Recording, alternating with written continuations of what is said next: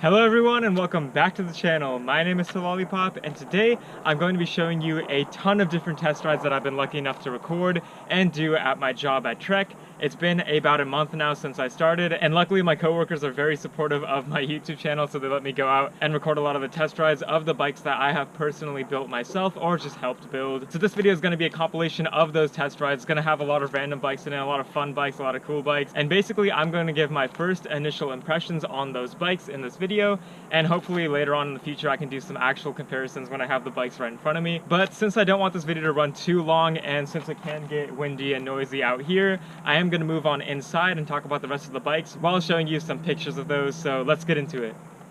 Okay, so I did take pictures of most of the bikes that I'm test riding today, so I'm just going to go in order of which ones I ride in this video to just show you what's coming. All of these bikes are 2021 models, and the first bike I'll show a test ride of is actually the Farley 5, because that was my favorite one to ride, and it's just a crazy bike with monstrous tires and actually a lot of surprises as well, which I'll talk about while I'm riding it. The next one will be the Dual Sport 2, which is the same bike pictured here, but the one I rode was in the color silver, and then I also test rode a red Verve 2 disc. So two hybrid bikes at a similar price point and part spec level, so it's kind of nice to see the comparison between those two. I have also built a lot of FX bikes, but I haven't gotten around to recording one of those yet, so for now we'll stick with these. After that, I was able to build a few more Marlin 7s, so I'll throw up some pictures of those right now just so you can see them, because there's some good looking bikes in my opinion, but since I already made a test riding video on that one, I chose not to do another one for this video. And then I was lucky enough to build and test ride a 2021 Marlin 6, so I've now ridden all of the Marlin bikes besides the Marlin 4. I also included some footage of a purple Marlin 5 I built just because it looks really cool, but since I have a Marlin 5 and ride it all the time, I didn't record an actual test ride of it. And the last bike I recorded was the Powerfly 4, which is an electric full suspension mountain bike from Trek, and my first time riding an electric mountain bike. Okay, with that out of the way, I'm just going to show all of the test rides right now and end the video with those, but if you do have any questions or suggestions, just comment them down below and I'll try my best to answer them. Alright guys, this is a crazy one. I am riding the 2021 Trek Farley 5, and this is a serious fat bike. Got the narwhal tires on there. They are 120 TPI. These ones are tubeless. We just converted them to a tubeless setup. They're 27.5 by 3.8 in the front and 4.5 in the back, which is absolutely insane. This thing is just crazy to ride on the road. I can hear the tires, they're so loud. And then the hub has an amazing sound as well. I'm sure you can hear it on the camera because it's pretty loud.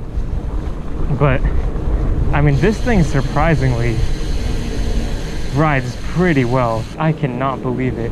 One thing that surprised the crap out of me when I first was building this bike and working on it and things like that at work was just how light it is, because this bike is definitely lighter than my Marlin 5, which is absolutely insane for something with tires as wide as this.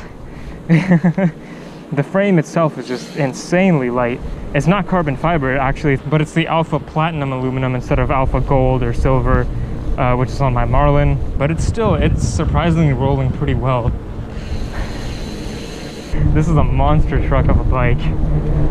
Absolutely unbelievable. This thing would just go over anything you throw at it. I mean, obviously these bikes are meant to go over snow or sand or intense conditions, like really muddy conditions and things like that. It's got some insane brakes on here as well. The SRAM level, not sure if these are level T's or just levels, but either way they have an insane brake fluid reservoir for intense braking power. Got the Shimano Dior, same Dior that's on the Marlin 7 it looks like. The main thing that impressed me was the weight of it. I mean, considering this giant size, I was just blown away by how light it was.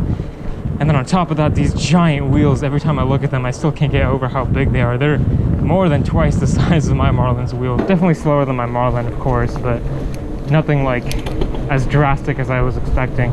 Boost spacing on hubs is 148 millimeters, which is normally pretty wide. But you look at this thing back here.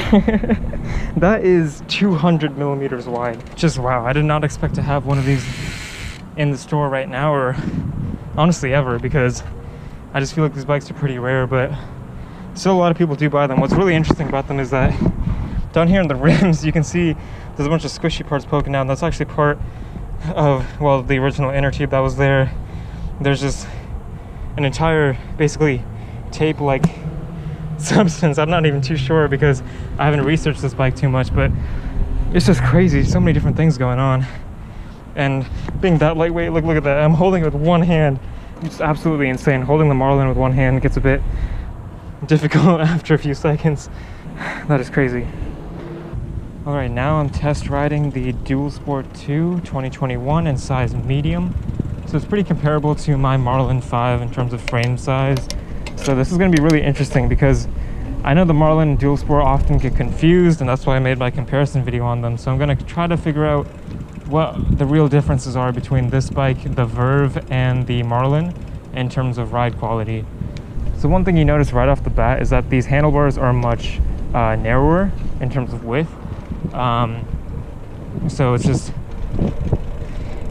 not as easy to turn because it's more meant to, go straight, not really ride any gnarly trails where you do need those wide handlebars. The brakes are the same ones on the Marlin 5, so I know those pretty well. The drivetrain is a bit different, a little bit nicer. The frame is Alpha Gold aluminum, so a bit nicer than the Marlin 5 as well. So far it's pretty smooth. It's nice. I mean, it's a hybrid bike. I can feel that. Pretty comfy. I have the suspension on right now. Pretty nice for road riding, to be honest. Definitely faster than the Marlin, especially with this fork lockout feature. Let me test that. Oh, this is locked out good. It's even better than on the Marlin 7 I was test riding, so that's pretty nice. This just feels like a stiff road bike now. And then put it out, and yeah, pretty comfy again. I can kind of go up here. Let me quickly pick it up and see how heavy. Definitely lighter than the Marlin, for sure. Even without my thorn-resistant inner tubes, which makes sense. We got a lighter fork on here, lighter tires, narrower handlebars, which are also a little bit lighter. Looking at it from the side, the frame is definitely different from the Marlin. I can tell that now. When you're up and close to it, you can tell a little bit more, but I can completely understand. They do look pretty similar as well. Not too much to say on this bike though. It is just a nice hybrid bike, and I'm sure it'll work completely fine for anybody who just wants to ride on the road or on gravel trails and wants to just have a more rugged, sturdy bike to do those things rather than a normal road bike, which at times can be a lot more stiff and uncomfortable. This one with that suspension fork and the wider tires is definitely pretty comfy. Like, I'm not having a bad time at all. All right, guys. I am test riding the Verve 2 2021 model in red. This bike is known to be, or at least it's designed to be, very comfortable.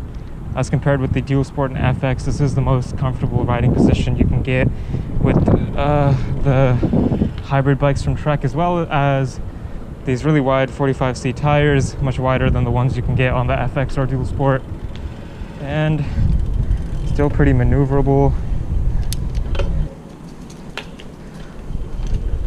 So that's good. Pretty nice, pretty quiet and smooth. Not bad at all.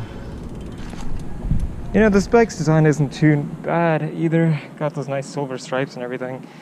I do feel pretty comfortable on this bike, so I can definitely say that it's nice and comfortable. But yeah, besides that, I don't have too much to say about this bike.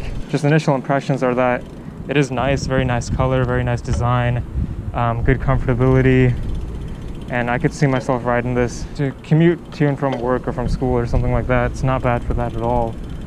Got a pretty comfortable seat on it as well. Alright, so this is the 2021 Trek Marlin 5 for women's in a size medium, and for those of you that watch my channel, my Marlin 5 is in a size medium large and is the 2020 model. And I've been riding this one around for a little bit. Obviously the only difference is that this model has from mine is that the color is different. It's this nice purple color, which I actually really like. And then we have a women's seat rather than the Arvada. And then one thing I didn't know before was that the stem is actually shorter in the women's medium Marlin rather than The men's medium Marlin is just shorter by 10 millimeters, which just makes the handling a tad more nimble. But I kind of wanted to just make this video to go over the differences between the medium large frame and the medium. In my opinion, I actually do really like the medium frame. It feels a bit more nimble, a bit more agile, just kind of fits me a little bit better. I'm 5'7", 5'8" in height, and it just does feel a little bit better. So I think for my next bike that I will eventually buy, I will get it in a size medium to test that out and see how that feels. The medium large is nice too. It's not bad by any means. It does feel definitely a bit bigger, which is, you know, some people might prefer that. I do prefer it a little bit, but this one does not feel bad at all, and I feel like it might be a little bit more fun on the trail because of that. All right, guys, this is my first ever test ride, or ride in general, on the Marlin 6 of any sort. This is actually the 2021 Marlin 6 in radioactive red, and what's kind of cool about this is I didn't realize that these were actually more of a navy color rather than just full-on black. But the frame size I'm riding today is actually an XL, since that's the one I ended up building. So it's pretty huge, pretty unwieldy a little bit. You know, while I was building this bike, I was actually pretty surprised because, of course, a lot of people on YouTube and in general always say like the tourney drivetrain in the Marlin 5 isn't that great. And I remember in my videos, I usually try to explain like, it's not bad for a beginner's bike, it's not bad at all. But when you compare it to other drivetrains, it might be a bit worse. But today, I want to actually test that out because this is the next level up from the Marlin 5. $100 more for this bike. So I want to see if it's actually worth it. I won't get the best idea just for my test ride, but at least initial impressions, like pretty similar to the Marlin 5. It's nice. Obviously the fork has this lockout feature, which, yeah, it's definitely really stiff. Similar to the Marlin 7 that I already test rode. But the main difference I'd say about this bike is the 2x8 drivetrain rather than the 3x7 on the Marlin. And, you know, I gotta say, this one shifts a lot faster, a lot smoother, surprisingly, because, you know, just $100 more, just the next step up drivetrain. But it is noticeably better. I can definitely say, like, if I were to ride the tourney and this back to back, I'd be able to tell this one's better. So yeah, the Shimano Altus drivetrain, pretty small chain rings up front, nice. The front derailleur is pretty good as well. It looks really nice, actually. I still stand by what I said, that this one is amazing on the road. This is a perfect bike for the road, in my opinion. Because of that lockout feature, it's so much simpler than the 3x7 drivetrain. You do get a lot more speeds in there, but I feel like you don't really need them. Like the highest speed on this bike, let me just shift a lot of gears, it's pretty good. Like I'm having to pedal kind of hard now, and I can go pretty fast probably. Let me check. Yeah, like I'm zooming. This is a fast bike. I feel like people who are commuting a lot would appreciate the larger variety of speeds coming down from the Marlin 7 to this one, if they're only, you know, using it for commuting and road riding purposes. But if you want to ride trails, I feel like this one's great as well. I've seen a lot of videos of people riding this on trails, and obviously if you can ride the Marlin 5 on trails like I've been doing, this one's definitely going to be a little bit better. I think this is definitely a great beginner's bike, especially if you're going to use it for like basically everything, like commuting and trail riding. I think this is definitely the one to go for if you are a beginner into mountain biking and just need a pretty cool looking bike for sure. Like this bike definitely looks a lot more expensive than it is, and overall I feel like if you buy this bike, you'll have a great time on it. You'll appreciate the lower price than most mountain bikes, and you'll still be getting a lot out of it, in my opinion. Even if they haven't changed much from 2020, it's still great. It didn't have to change too much. Definitely noticeably better than the Marlin 5. You can tell the Marlin 7 is a bit better as well, especially for trail riding, obviously with that drivetrain, better brakes, things like that. All right, guys, we got something crazy for you today. This is the Trek Powerfly 4, pretty much one of their base models in the Powerfly lineup. It's got the suspension in the back behind the seat tube right there, which is kind of crazy. I've never seen that before. And then it comes with like these fenders and these absolutely massive brake rotors, and has a dropper post installed on it as well, which I've actually never ridden a bike with a dropper post, so that's going to be kind of interesting. And one thing I didn't know about these bikes is that all of the electric bikes are mandated in the US to come with bells, just to alert people if you're coming their way, I suppose. But this is actually pretty insane for me because it's not only the first bike I've ever ridden with a dropper post, surprisingly. It's also the first electric mountain bike I've ever ridden, and also the first full suspension mountain bike I've ever ridden. So that's 3 things I just crossed off with this bike. I mean, this bike is not light at all. It's pretty heavy. I have it off of the electric mode right now just to run through the gears, make sure it's, you know, shifting gears properly. But man, this thing is crazy. I'm really excited to test out the electric mountain bike feature on it to see how fast it actually goes. I think this one actually just tops out at 20 miles per hour. I think some of the higher models go to 28, but this is a Powerfly 4, which is the entry-level one. But real quick, these wheels, just want to take a look at them. They're the XR3 comps. So these look 2.2 inches wide, pretty much the same exact width wheels that I have on my Marlin 5. It also has Tektro brakes, which I'm very familiar with from my Marlin 5 as well. Except the brakes on this one are much larger to handle all that speed and making sure you get to a stop. Suspension fork's pretty awesome. Let's check out that lockout feature. Oh yeah, that is locked out good. Nice, that should make you go a lot faster on the road as well. Now I'm gonna kind of scroll through some of the features on here. Obviously you can just turn this off, use it as a normal bike. Right now I haven't been using any of the electrical assist. I'll turn that on. I know there's different modes you can go through, like eco, so now you can kind of hear it a little bit. It's helping me a little. That's kind of nice.